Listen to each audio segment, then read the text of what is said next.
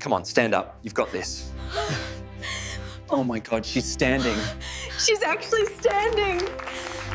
When a disgraced mechanic walked into the fortress of America's most ruthless female billionaire, he wasn't there to steal her fortune. He was there to fix a broken wheelchair. But the terrifying secret he uncovered about her paralyzed daughter's medical care would leave the titanium-willed CEO sobbing on her knees.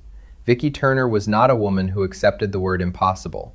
As the CEO and majority shareholder of Turner Vanguard Pharmaceuticals, a biomedical empire valued at $42 billion, she was accustomed to bending the world to her absolute will. From her glass-walled office overlooking the Seattle skyline, she orchestrated corporate takeovers, dictated healthcare trends, and routinely crushed her competitors. She was feared in boardrooms from Wall Street to Silicon Valley. But all the money in the world, and all the influence she wielded, stopped at the threshold of her sprawling estate in Medina, Washington. Inside that cavernous modern mansion lived the one problem Vicki could not buy her way out of: her 10-year-old daughter, Chloe. 2 years ago, a catastrophic accident on a rain-slicked stretch of the Pacific Coast Highway near Big Sur had sent their chauffeur-driven SUV tumbling down a ravine. Vicki had walked away with a fractured collarbone and a concussion. Chloe had not walked away at all.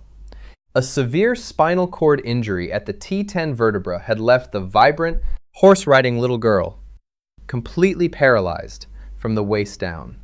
Since that day, Vicki had waged a desperate blank-check war against her daughter's paralysis. She had flown in the top neurosurgeons from Cedars-Sinai and Johns Hopkins. She had funded experimental stem cell research in Switzerland. She had hired Dr. Arthur Pendleton, the nation's foremost pediatric neurologist, on an exclusive $2 million annual retainer just to oversee Chloe's daily rehabilitation. Yet, despite the endless parade of specialists and state-of-the-art equipment, Chloe's legs remained motionless. Worse, the light in the little girl's eyes had systematically dimmed, replaced by a hollow, haunting resignation. Across the city, in a cramped two-bedroom apartment in a fading neighborhood, Darby Harrison was dealing with a very different kind of reality. Darby was a single father, a widower who had lost his wife to aggressive ovarian cancer 5 years prior. The medical bills had stripped him of his savings, his home, and eventually his focus. Before the tragedy, Darby had been a brilliant biomechanical engineer. He had co-founded a promising startup, Apex Neural Prosthetics, designing neuro-responsive limbs for veterans. But as his wife's health declined, Darby missed crucial investor meetings and product deadlines. His ruthless business partners had orchestrated a boardroom coup, forcing him out of his own company for pennies on the dollar. Now, blacklisted by the industry and desperate to keep a roof over the head of his 8-year-old son, Leo, Darby worked as a mobile repair technician for a high-end medical supply company. He spent his days driving a battered white van, fixing stair lifts, calibrating hospital beds, and repairing electric wheelchairs. It was a humiliating fall from grace, but Darby swallowed his pride daily for Leo. He was a quiet, observant man whose calloused hands hid a genius-level intellect for mechanical and neurological integration. On a dreary Tuesday morning, Darby's dispatcher crackled over the radio. "Harrison, I've got a priority one. Red alert. The Turner estate in Medina. The kid's custom mobility chair is throwing error codes, and the mother is threatening to sue the manufacturer into the Stone Age. Get out there and make it go away." Darby sighed, wiping grease from his forehead. "Turner? As in Vicki Turner?" "The one and only," the dispatcher replied, a wince evident in his voice. "Don't look her in the eye, Dave. Just fix the chair and get out." An hour later, Darby's rusted van pulled up to the imposing wrought iron gates of the Turner estate. Security guards subjected him to a 10-minute background check, sweeping his vehicle with mirrors before the heavy gates slowly swung open. As he drove up the winding, meticulously manicured driveway, Darby felt a pang of bitterness. The cost of the landscaping alone could have paid off his late wife's medical debts 10 times over. He was escorted into the home by a stern, unsmiling housekeeper named Mrs. Gable. The interior of the mansion felt less like a home and more like a high-end art gallery. Everything was sharp angles, cold marble, and sterile silence. "Miss Chloe is in the East Wing solarium," Mrs. Gable instructed, her heels clicking sharply on the imported stone floors. "You are to repair the chair quickly. Do not disturb her therapy schedule." Darby nodded silently, gripping his heavy metal toolbox. As they approached the solarium, he heard the low hum of machinery and a child's soft, frustrated sigh. He stepped into the bright, glass-enclosed room and stopped in his tracks. In the center of the room sat Chloe. She was small for her age, engulfed in a massive, hyper-modern, titanium alloy power chair that looked more like a piece of space equipment than a mobility aid. Her legs were encased in rigid, heavy carbon fiber braces that ran from her hips to her ankles. Standing over her was Dr. Arthur Pendleton, a tall, impeccably dressed man with silver hair and a condescending sneer. He was dictating notes to an iPad while a physical therapist manipulated Chloe's lifeless legs. "The muscle atrophy is accelerating despite the passive motion therapy," Dr. Pendleton was saying, his tone clinical and detached, as if the little girl couldn't hear him. "We will need to increase the rigidity of the hip stabilizers to prevent scoliosis. Have the lab manufacture thicker braces." Chloe stared blankly out the window at the rain, a single tear tracking down her pale cheek. "Excuse me," Darby interrupted, his voice steady, despite the tension in the room. "I'm here from the manufacturer to look at the chair." Dr. Pendleton turned, looking Darby up and down, clearly repulsed by the mechanic's faded uniform and scuffed boots. "Make it quick. The drivetrain is completely uncalibrated. The joystick pulls to the left, and the gyroscopes are overcompensating. It's a $50,000 piece of garbage." Darby didn't respond to the doctor. Instead, he walked over to the chair and knelt down until he was eye level with Chloe. He offered a warm, genuine smile, something the girl hadn't seen from a stranger in a very long time. "Hi," Darby said softly. "I'm Darby. I hear your ride is giving you some trouble." Chloe blinked, surprised that he was talking directly to her and not over her head. "It fights me," she whispered. "When I try to go forward, it jerks. It hurts my back." Darby nodded, setting his toolbox down. "Let's see if we can teach it some manners." As Darby began to run diagnostic tests on the complex machinery of the wheelchair, his trained eye immediately caught something strange. This wasn't just a standard mechanical failure. The chair was designed to be neuro-responsive, meaning it was supposed to read subtle postural shifts and micro-movements in Chloe's core to anticipate her steering, making the joystick more of a secondary control. But as he hooked his battered laptop into the chair's motherboard, the telemetry data made no sense. The sensors positioned near her lower back were being actively jammed. Darby frowned, tracing the wiring with his fingers. His hands brushed against the thick, heavy carbon fiber braces Dr. Pendleton had prescribed. He stopped. He looked closer at the braces. As a former biomechanical engineer who had designed cutting-edge prosthetics, Darby knew exoskeletons inside and out. These braces were completely wrong. They weren't just supporting Chloe's legs. They were actively compressing her lumbar spine and restricting the pelvis in a way that would completely choke off any potential nerve regeneration. They were designed to lock her into a permanent, static, seated position. Furthermore, the thick magnetic locks on the braces were causing electromagnetic interference with the wheelchair's neurosensors, which was why the chair was glitching. "Who designed these braces?" Darby asked, looking up. Dr. Pendleton, who had been scrolling through his phone, snapped his head up. "I beg your pardon? What does that have to do with the chair?" "The magnetic housing on these hip stabilizers is creating an EMF field that's frying the chair's directional sensors," Darby explained calmly. "But more importantly, these braces are heavily compressing the T10 through L2 vertebrae. They are far too rigid. It's cutting off microcirculation." Pendleton's face flushed red with aristocratic fury. "Are you a mechanic, or did you find a medical degree in that rusty toolbox of yours? Those braces are custom milled to my exact specifications."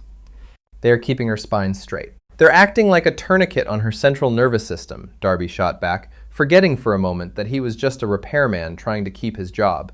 If you lock a damaged spine into a rigid cage, the surrounding dormant nerves can't seek new pathways. You're guaranteeing she never feels her legs again. "How dare you!" Pendleton roared, stepping forward. "You are a grease monkey. You will fix the joystick and you will leave this house immediately." The shouting caused the heavy oak doors of the solarium to swing open. In walked Vicky Turner. The temperature in the room seemed to drop 10 degrees. Vicky wore a sharp, charcoal gray designer suit, her dark hair pulled back into a severe chignon. Her piercing blue eyes swept the room, taking in the red-faced doctor, the greasy mechanic, and her trembling daughter. What exactly is going on in here? Vicky demanded, her voice a lethal whisper that commanded absolute obedience. Vicky, this technician is completely out of line, Dr. Pendleton sputtered, rushing to her side. He is attempting to give unsolicited, dangerous medical opinions about Chloe's orthotics. I want him thrown off the property. Vicky turned her freezing gaze onto Darby. Is this true? Are you offering medical advice to my daughter, Mr. Harrison? Darby Harrison, he said, standing up. He felt the overwhelming urge to apologize, to pack up his tools and flee so he wouldn't lose his job or jeopardize his son's future. But then he looked down at Chloe. She was looking up at him, her small hands gripping the armrests of her chair. She looked so much like his son, Leo, when he was frightened. Darby couldn't walk away. Miss Turner, I am here to fix the wheelchair, Darby said, keeping his voice level, and I can do that. I can shield the sensors. But the reason the chair is malfunctioning is because of the braces your doctor has put on your daughter. They are creating an electromagnetic field. But beyond that, my background is in biomechanical engineering. I built neuroprosthetics for amputees. I know how the body interacts with external support. These braces are actively hindering her recovery. Vicky stared at him, her expression unreadable. For 2 years, she had been surrounded by yes men, by highly paid doctors who nodded at her every word and charged her millions for the privilege. No one had ever spoken to her with such blunt, unfiltered authority. He's a madman, Pendleton hissed. He works for a cut-rate repair service. Are you going to listen to a man who smells like motor oil over the chief of neurology at Cedars-Sinai? Vicky looked from Pendleton to Darby, then down at Chloe. Is the chair fixed? She asked Darby. Give me 5 minutes to install an EMF shield over the motherboard, Darby said. Do it. Then leave, Vicky commanded. Darby nodded tightly. He knelt back down, pulling a roll of copper shielding tape from his box. As he worked, leaning close to Chloe, he whispered so only she could hear. I'm going to loosen the tension dial on your left hip brace just a fraction of a millimeter. It shouldn't hurt, but tell me if you feel anything. With a sleight of hand born from years of precision engineering, Darby subtly adjusted the locking mechanism on the heavily restrictive brace, releasing the immense, invisible pressure it had been exerting on her lower spine. Suddenly, Chloe gasped. Her hands flew to her lap. Her eyes widened to the size of saucers. Chloe? Vicky asked, her maternal instinct instantly overriding her icy CEO persona. She rushed forward, dropping to her knees beside the chair. Chloe, darling, what is it? Are you in pain? Chloe was staring at her left leg. Mom, she whispered, her voice trembling. Mom, it tingles. Silence fell over the solarium. It was absolute, deafening silence. Dr. Pendleton dropped his iPad. It clattered loudly against the stone floor, the screen spider-webbing with cracks. What did you say? Vicky breathed, grabbing her daughter's hands. My leg. The left one, Chloe said. Tears welling in her eyes, not of despair but of shock. It feels fuzzy, like it's asleep. Mom, I can feel it. For 2 years, there had been nothing. Not a spasm, not a phantom pain, not a single electrical impulse below her waist. And now, a tingle. Vicky's head whipped around to stare at Darby. The mechanic had just packed his laptop back into his toolbox and was quietly snapping the latches shut. What did you do? Vicky demanded, her voice shaking with an emotion she hadn't felt in 24 months. Hope. I took the parking brake off her nervous system, Darby said simply. He stood up, slinging his heavy toolbox over his shoulder. He looked at Dr. Pendleton, whose face had gone an ashen, sickly white. You might want to ask your doctor why he's keeping her in a cage. Without another word, Darby turned and walked out of the solarium, leaving the billionaire CEO kneeling on the floor, weeping as she held her daughter's tingling leg. The fallout inside the Turner estate was swift and terrifying. True to her reputation in the corporate world, Vicky Turner did not merely get angry, she went to war. Within 10 minutes of Darby Harrison's departure, Vicky had her legal team on a conference call. Doctor. Arthur Pendleton was stripped of his retainer, escorted off the premises by 4 armed security guards, and served with a preliminary injunction freezing his assets pending a full medical malpractice investigation. Pendleton's protests and threats of legal retaliation echoed down the marble hallways, but Vicky simply watched him from the top of the sweeping staircase, her eyes cold enough to freeze nitrogen. Once the house was quiet, she sat by Chloe's bed. Her daughter was exhausted, but radiating a fragile, nervous energy.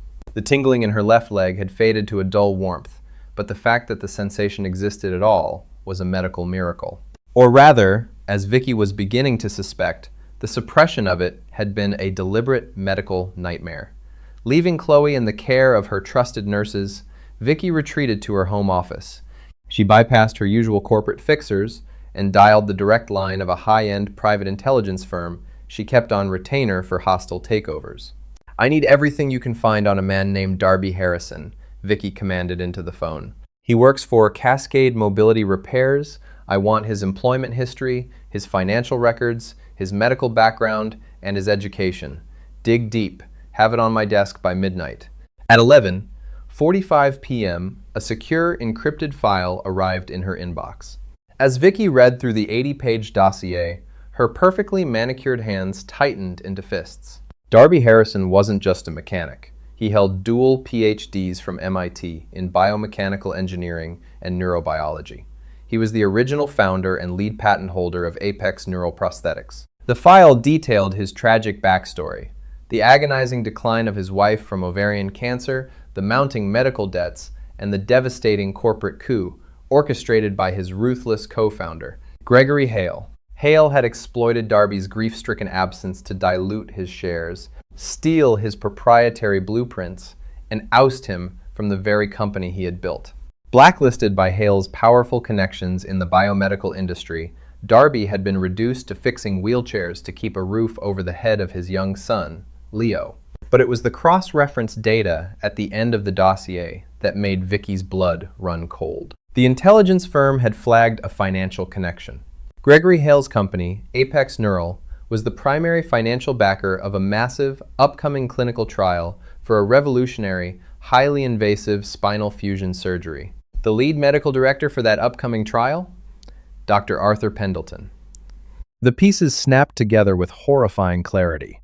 Pendleton needed a high-profile failure to justify the FDA fast-tracking his experimental, highly lucrative surgical procedure. Chloe wasn't just his patient, she was his proof of concept. He had deliberately prescribed heavily restrictive orthotics to ensure her paralysis remained permanent, setting the stage for his miraculous, multi-million-dollar surgical intervention.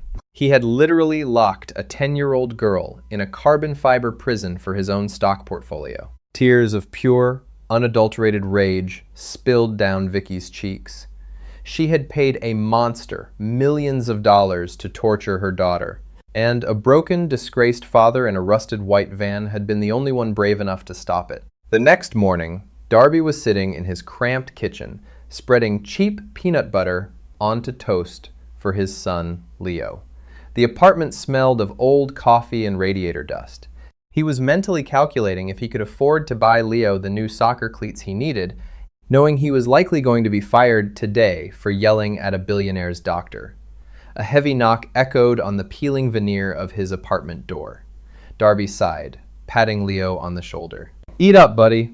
I'll get it." He opened the door to find the hallway entirely blocked by a wall of men in tailored black suits. Standing in front of them, looking utterly out of place in the dingy, flickering fluorescent light of the apartment complex, was Vicky Turner. She was dressed in a pristine white trench coat, looking every bit the ruler of a financial empire. "Miss Turner," Darby said, his guard immediately going up. He didn't invite her in.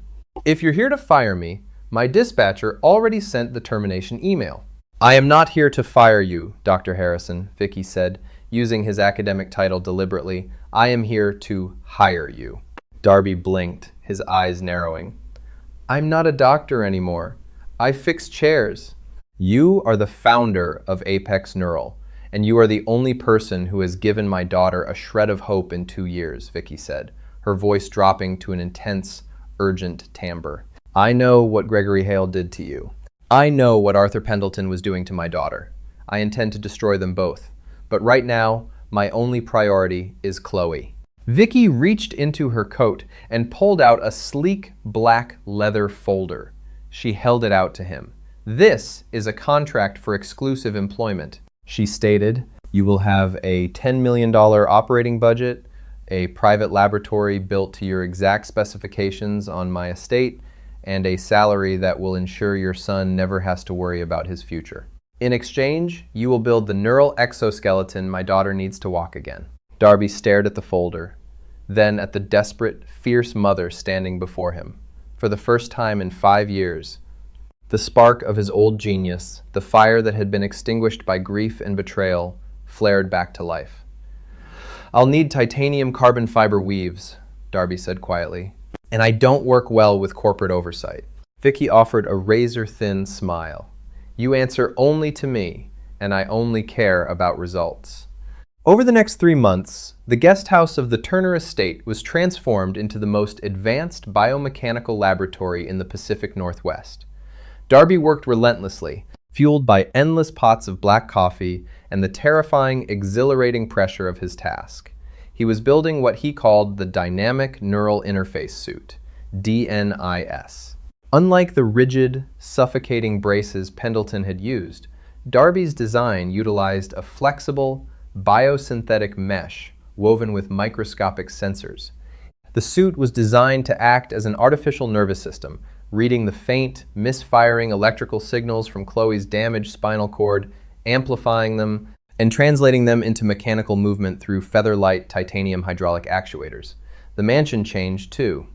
The sterile, icy silence of the Turner estate was replaced by the sounds of a home. Darby's son, Leo, frequently came to the estate after school. To Vicky's initial shock, the boisterous 8-year-old broke right through Chloe's walls of depression.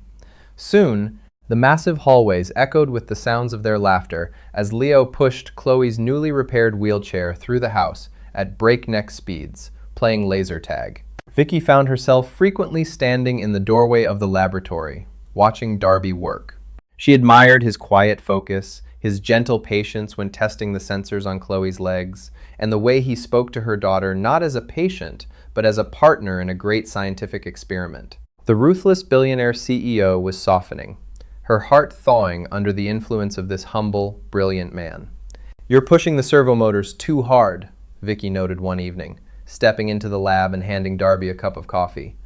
Darby looked up, wiping grease from his cheek, surprised by her presence. The actuators need to mirror natural human gait. If they lag even a millisecond, her brain will reject the artificial proprioception. He took the coffee. Thanks. You're hovering again, boss? Vicky smiled, a genuine, warm expression that completely transformed her face. I'm protecting my investment, Darby. The investment is ready for a field test, Darby said, his tone turning serious. He looked over to where Chloe was sitting on a physical therapy table, the sleek, black and silver DNIS mesh encasing her legs and lower torso. Vicky's breath caught in her throat. She walked over to her daughter, taking her small hands. Are you ready, sweetheart? Chloe nodded, her eyes wide and determined. I trust Darby, Mom. Darby booted up the master control console. Okay, Chloe, we're activating the neural relay in 3, 2, 1. Powering up. A soft, high-pitched hum filled the room. The microscopic lights woven into the fabric of the suit glowed a faint, pulsing blue. Don't try to move the suit, Darby instructed gently. Just think about standing up. Let your brain do the talking. Chloe closed her eyes in intense concentration. Seconds ticked by. Nothing happened. Vicky felt a crushing weight settling on her chest. Perhaps it was a fool's errand. Perhaps the damage was just too severe. Then there was a sharp click whir. Chloe's right foot twitched. The hydraulic actuator at her knee engaged. Slowly, agonizingly, with the mechanical whine of the servos masking the sound of Vicky's suppressed gasp, Chloe's right leg straightened, then the left. With Darby holding her shoulders to balance her, Chloe pushed off the table. She stood.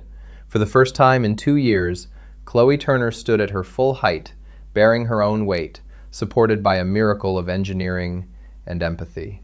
She opened her eyes, looking down at her legs, and burst into tears. Vicky collapsed to her knees, wrapping her arms around her daughter's waist, weeping openly, her face pressed against the cold titanium of the knee joints. "I'm standing, Mom," Chloe sobbed, burying her face in Darby's shoulder. "I'm standing." Darby closed his eyes, fighting back his own tears, a profound sense of redemption washing over him. But 100 miles away, in a sleek corporate boardroom in downtown Seattle, a different kind of plan was being finalized. Gregory Hale, the CEO of Apex Neural, slammed a thick stack of legal documents onto his mahogany conference table. Sitting across from him was a disgraced, deeply bitter Dr. Arthur Pendleton. "My moles inside the Turner estate confirm it," Hale sneered. Looking at blurry drone photographs of Darby carrying equipment into the guest house, "Harrison is building a new exoskeleton. He's using our proprietary interface theory, the theory I legally own." "You need to stop him, Gregory," Pendleton hissed, his medical license currently hanging by a thread due to Vicky's relentless legal assault. "If that girl walks, my career is over. I'm facing criminal negligence charges." "Oh, I'll stop him," Hale smiled, a cold, predatory grimace. "But we aren't just going to sue him. Turner has too much money. She could drag a patent lawsuit out for a decade. We need to hit her where it hurts. We need to take the girl." Hale slid a phone across the table to Pendleton. "You are still, technically, the last licensed neurologist on record for Chloe Turner. You are going to call Child Protective Services. You are going to report that Vicky Turner has gone insane, that she is subjecting her disabled child to unregulated, un-FDA-approved mechanical experimentation by an unlicensed mechanic." Pendleton's eyes lit up with malicious glee. "Medical child abuse. It's a mandatory, immediate removal." "Exactly," Hale said. "They take the kid, they seize the equipment as evidence, which I will reclaim as stolen intellectual property, and Harrison goes to prison for practicing medicine without a license." 3 days later, the atmosphere inside the Turner estate was euphoric. Chloe was taking assisted steps across the solarium, her laughter ringing out like music. Darby and Vicky stood side by side, their shoulders brushing, watching the miracle unfold. Suddenly, the heavy oak doors of the solarium burst open. Mrs. Gable, the housekeeper, ran into the room, her usually stoic face pale with terror. "Miss Turner! Security couldn't stop them!" Following close behind her were 4 armed police officers, accompanied by 2 stern-faced agents from the Department of Child and Family Services. And standing behind them, wearing a smug, triumphant smirk, was Dr. Arthur Pendleton. "Vicky Turner," the lead CPS agent announced, flashing a badge. "We have an emergency court order. We are here to take your daughter into protective custody." The air in the solarium turned to ice. The joy that had just filled the room evaporated, replaced by a suffocating, terrifying tension. Vicky Turner did not scream. She did not panic. The maternal tears on her face instantly dried, replaced by the hardened, impenetrable mask of the ruthless CEO who had conquered Wall Street. She slowly stood up, placing herself squarely between the armed officers, the Child Protective Services agents, and her trembling daughter. "You have exactly 10 seconds to explain why you are trespassing in my home before I have my security team physically remove you and my legal team sue the city into bankruptcy," Vicky stated. Her voice wasn't raised, but it carried a lethal frequency that made the lead police officer visibly flinch. The CPS agent, a stern woman clutching a clipboard, held her ground. "Miss Turner, I am Agent Miller. We received a credible, urgent report from a licensed medical professional. You are accused of medical child endangerment. We have a court order signed by Judge Higgins authorizing the immediate removal of Chloe Turner pending a full investigation into the unregulated, illegal mechanical experimentation being performed on her." Dr. Pendleton stepped out from behind the officers, a triumphant, sickening smile plastered across his face. "It's over, Vicky. You've lost your mind. Letting a disgraced wheelchair mechanic strap illegal, dangerous hardware onto a paralyzed child? It's child abuse. The state is taking over Chloe's care, and your little grease monkey is going to federal prison." Darby clenched his fists, stepping up to stand shoulder to shoulder with Vicky. He looked at the CPS agent. The equipment she is wearing is not dangerous. It's a dynamic neural interface suit, and it is actively repairing her neural pathways. She just stood up for the first time in 2 years. Save it for the judge, Mr. Harrison, Pendleton sneered. You don't hold a medical license. You are violating federal law by building non-FDA-approved medical devices and practicing medicine on a minor. Officers, arrest him. And seize that machinery. It belongs to Apex Neural. 2 police officers took a step forward, reaching for their handcuffs. Stop right there, Vicky commanded, holding up a single, manicured hand. The absolute authority in her voice halted the officers in their tracks. She reached into the pocket of her blazer and pulled out her phone. Agent Miller, you mentioned Judge Higgins signed that order? Yes, ma'am. 10 minutes ago, the agent replied, her confidence wavering slightly. Interesting, Vicky said, tapping her screen. Because 20 minutes ago, I was on a conference call with the regional director of the Federal Drug Administration and the governor of Washington State. You see, when Dr. Pendleton here so foolishly underestimated me, he assumed I was just a desperate mother. He forgot that I am the CEO of a $42 billion biomedical empire. Vicky pressed a button on her phone, casting an array of heavily stamped official legal documents onto the massive smart screen mounted on the solarium wall. This, Vicky pointed to the screen, is an official FDA compassionate use expedited trial authorization. It completely bypasses standard waiting periods for experimental treatments in catastrophic pediatric cases. It was approved at 8:00 a.m. this morning. Pendleton's smug smile began to slip. That's impossible. You can't get that without a licensed medical director overseeing the trial. I know, Vicky replied smoothly. She looked toward the hallway. Dr. Eris Thorne, please come in. A distinguished woman in a white coat walked into the room. It was the chief of neurology at Seattle General Hospital, Pendleton's fiercest rival, and a widely respected ethical watchdog in the medical community. I am the medical director of this trial, Doctor, Thorne announced, handing a folder to the stunned CPS agent. Dr. Darby Harrison is operating as my lead bioengineer. Everything happening in this house is strictly regulated, legally sanctioned, and fully insured. Furthermore, Dr. Pendleton's claim of child endangerment is entirely fraudulent. This is a trick, Pendleton shouted, his face flushing crimson. The intellectual property he is using belongs to Gregory Hale and Apex Neural. He stole it! Actually, Darby spoke up, his voice calm but laced with righteous anger, I didn't steal anything. When Gregory Hale ousted me from Apex Neural, he stole my blueprints. But he was too arrogant to realize that the core operating algorithm for the neural mesh was coded under a separate, encrypted copyright held by my late wife's estate. He owns the metal. I own the brain. Vicky stepped forward, her eyes locking onto Pendleton with devastating intensity. And to ensure there were no loose ends, yesterday afternoon, Turner Vanguard Pharmaceuticals initiated a hostile takeover of Apex Neural. We flooded the market, bought out their panicking shareholders, and acquired a controlling interest. Gregory Hale was fired 3 hours ago. He has nothing, and neither do you. Pendleton backed away, bumping into the police officers. His world was collapsing in real time. Agent Miller, Vicky said softly, turning back to the CPS worker. If you look at the second document in Dr. Thorne's folder, you will see a federal indictment. My private investigators uncovered the offshore accounts Gregory Hale used to bribe Judge Higgins for that emergency order you're holding. The FBI is currently raiding Hale's penthouse. The CPS agent looked at the paperwork, then at Dr. Pendleton, realizing she had been used as a pawn in a massive, illegal corporate conspiracy. She quickly folded her clipboard against her chest. Officers, stand down. Wait!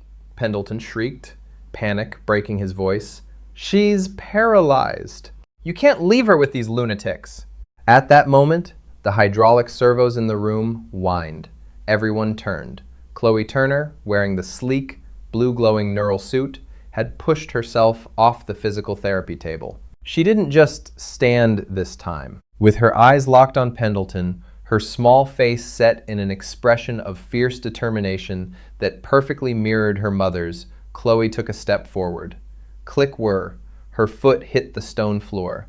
She shifted her weight, the suit balancing her perfectly, and took another step. Click whir.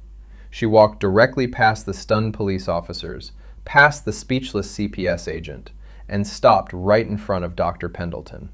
"You kept me in a cage," the 10-year-old girl said, her voice echoing in the dead silent room. "Darby set me free. Get out of my house." The aftermath of the solarium standoff shook the medical and corporate worlds to their foundations. The story leaked to the press, creating a media firestorm that dominated the news cycle for months. Dr. Arthur Pendleton was stripped of his medical license and sentenced to 12 years in federal prison for medical fraud, severe malpractice, and criminal conspiracy. Gregory Hale received 15 years for corporate espionage, bribery, and embezzlement. The judge who had signed the fraudulent CPS order was disgraced and disbarred. Apex Neural, now a subsidiary of Turner Vanguard, was completely restructured. Vicky handed the reins of the company back to the man who had founded it. Dr. Darby Harrison was reinstated as CEO and lead developer. With Vicky's billions backing his genius, Darby's dynamic neural interface suit went into full-scale production. Within a year, thousands of paralyzed individuals, veterans, and accident victims around the globe were walking again, their lives restored by the technology born from a father's grief and a mother's desperation. But the most profound changes happened inside the walls of the Medina estate. It was a brilliant, sun-drenched Saturday in June, 1 year after the day Darby's rusted van had first pulled through the gates. The manicured lawns were covered in white chairs, decorated with vibrant arrays of spring flowers. A string quartet played softly in the background. Standing at the altar beneath a beautiful floral arch was Darby, wearing a sharp, tailored tuxedo. Beside him stood his son, Leo, proudly holding a velvet ring box. Leo had grown taller, his face glowing with a happiness that had completely erased the shadows of his past. The music shifted to a traditional bridal march. The guests, a mix of high-powered executives, brilliant engineers, and hospital staff, turned in their seats. Walking down the aisle was Vicky Turner. She was breathtaking in a flowing, elegant white gown, her face radiating a profound, unshakable joy. She wasn't the cold, impenetrable billionaire today. She was a woman who had fought through hell to save her family and had found her soulmate in the process. But there wasn't a dry eye in the house because of who was holding her hand. Walking beside her, matching her mother step for step, was Chloe. She was no longer wearing the heavy external exoskeleton. After a year of intense neural stimulation from Darby's suit, Chloe's biological spinal nerves had successfully bridged the damaged gap. Today, she wore only a pair of thin, discreet ankle braces hidden beneath her flower girl dress. She was walking on her own. As Vicky reached the altar, she let go of her daughter's hand. Chloe practically ran the last few steps, throwing her arms around Darby's waist. Darby knelt down, hugging the little girl tightly before standing up to take Vicky's hands. They had started as a disgraced mechanic and a terrifying CEO, brought together by a broken wheelchair and a medical nightmare. But as they looked into each other's eyes, surrounded by the children they had saved and the family they had built, they knew they were no longer defined by their pasts. They had fixed the broken pieces of each other's lives, engineering a beautiful, perfect future. Did this story of a father's genius and a mother's relentless love leave you in tears? If you want to see more incredible real-life stories of dramatic twists, heart-stopping revenge, and beautiful redemptions, please hit that like button right now. Share this amazing video with your friends and subscribe to our channel so you never miss another unbelievable tale. Hit the notification bell and drop a comment below. Hi, my name is Shalom Royal Hunger, the owner and manager of Shalom Royal Hunger. After watching the video, Single Dad Fixes Billionaire's Disabled Daughter, What Happened Next Left Her Mom in Tears, I'd really like to know what you think. How did this story make you feel? What stayed with me most was the kindness and patience shown throughout the story. Sometimes the people who make the biggest difference aren't the ones with the most money or power, but the ones willing to truly care and give their attention to someone who needs it. I think the emotional part of this story comes from seeing hope and connection grow in a situation where people may have felt helpless before.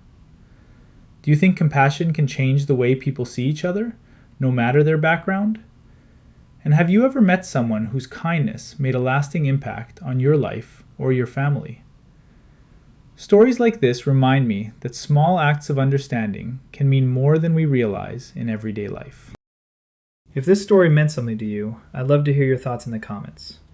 And if you enjoy heartfelt stories like this, feel free to like and subscribe for more whenever you're ready.